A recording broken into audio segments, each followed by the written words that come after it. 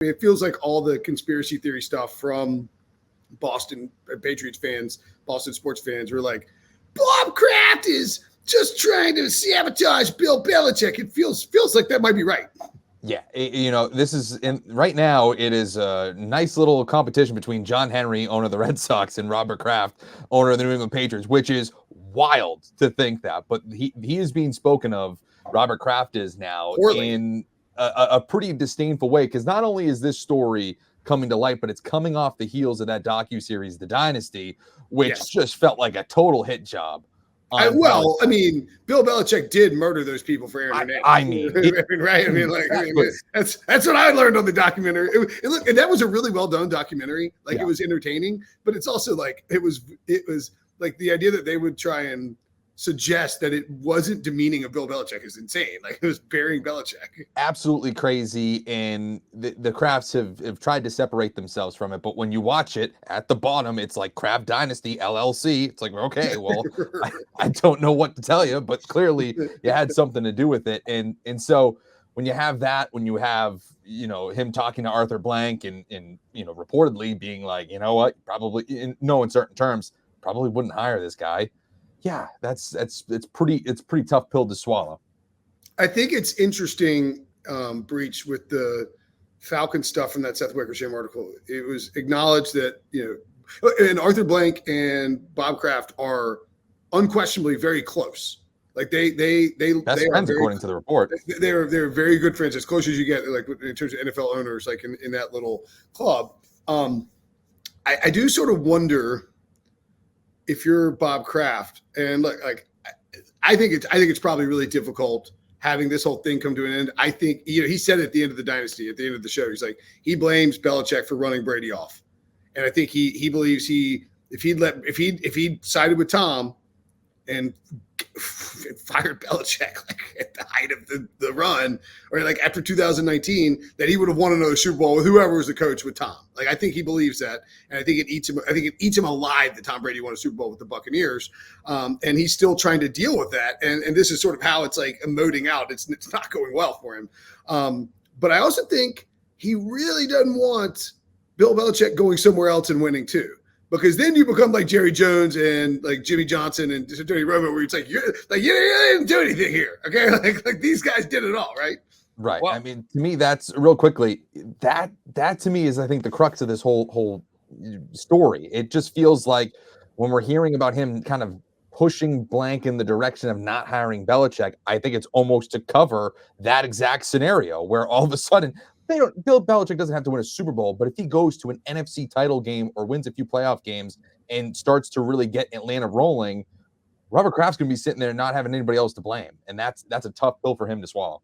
Well, but then you also have Arthur Blank, who could end up looking foolish. I think one of the most surprising things here is that you had the Falcons brass, Blank, Rich McKay, and general manager all making a list of the top 3 candidates in Atlanta, and Belichick didn't make a single person's list. That's such I don't even know where a 6-time Super Bowl winner no one felt was qualified enough to be the head coach of your franchise that blew a 25-point lead to that guy and has also never won a Super Bowl.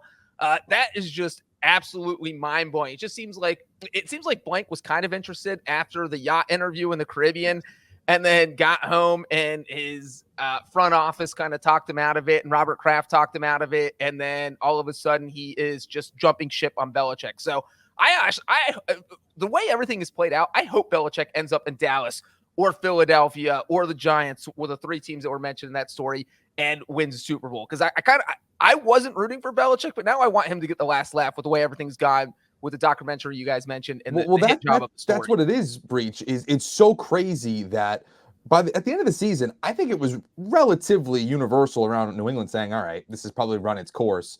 And in a matter of months, it was all anti-Belichick, and now it's totally flipped to pro-Belichick. Absolutely backfired on Bob Kraft, to the point where I think to add on to that point, I think that after this draft season, we're talking about how all these stories are coming up. Belichick's talking. Dude, Belichick is charismatic as hell when he's relaxed. He is going to be awesome on the draft coverage with Pat McAfee. Like McAfee got him loose. He's talking it up. He's going to be dropping nuggets. Like you heard the Matt Rule thing from the other day where he's like, this guy talked for 2.5 hours. And like, we were like freaking out at how good it was.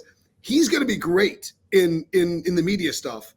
And so it's only going to serve to spin it more where it's like, all right, like, and that's the thing is like the Krafts didn't have to do anything. Just like sit back and be like, oh, look, this, everyone's like, all right, Bill lost his fastball in New England. And like, that's fine.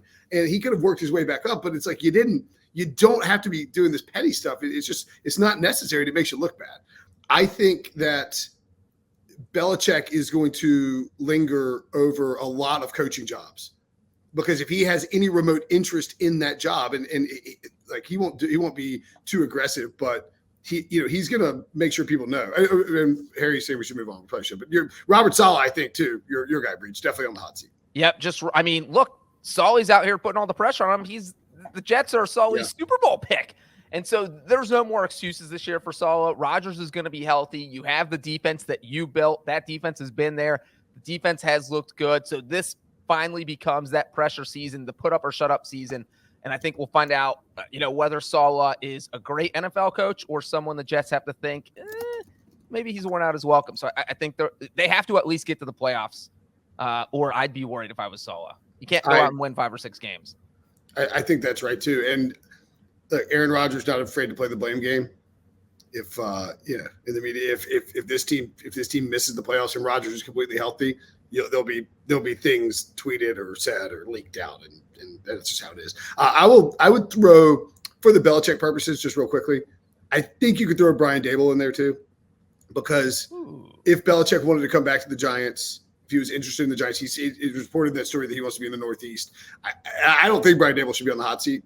I think he should get a chance to have his own quarterback. We'll see if he drafts one. But just if Belichick has a great season where he's entertaining and like if he basically just is, if he's on TV a bunch, people are gonna be like, we got to get this guy.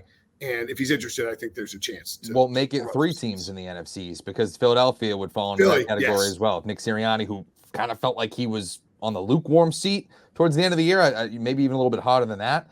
If all of a sudden they continue their downward trajectory from a year ago, that's another team, Northeast, good roster, relationship with the front office. That could make a lot of sense. And how high pressure are NFL coaching jobs now that we're talking about Nick Sirianni, who won 11 games last year and 14 games the year before, could be fired. That Mike McCarthy has won 12 games in 3 straight seasons, could be out after the season. It is cutthroat. I mean, it is crazy that coaches are having this much success and still have to worry about their jobs.